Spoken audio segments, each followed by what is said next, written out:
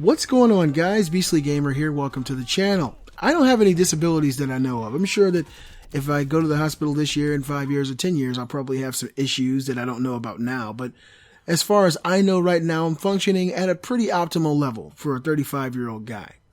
Now, I do know people with disabilities, and I do know people who were born with them. My sister was actually born with disabilities, so I know what it's like to watch a person struggle through life to attain the same level or quality of life that the average person does.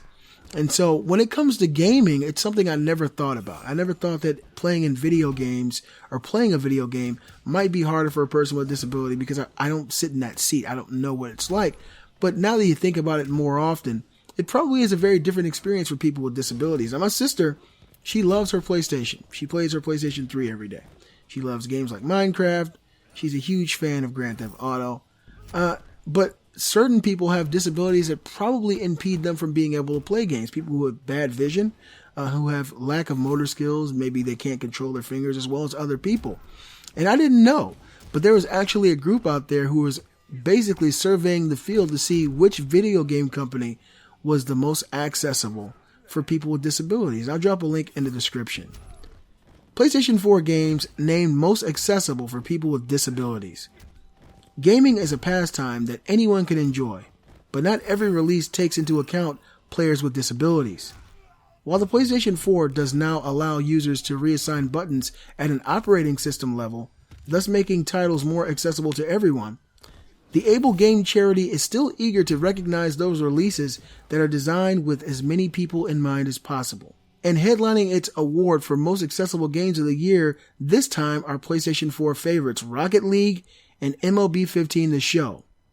Of the former, it commended Psyonix for allowing players to reassign all of the game's controls, while also employing colorblind friendly colors and plenty of visual indicators. It also pointed to the PC's version's mouse controls, which allows the game to be played with one hand. As for Sony San Diego's uber popular baseball sim, it is commended for its visual accessibility, as well as its dynamic difficulty setting, which adapts based upon performance. Sadly, it's concluded that while strides had been made to make many games more accessible, some mainstream franchises, quote, failed in every regard, end quote. It's an area that major publishers should be committing more resources to then.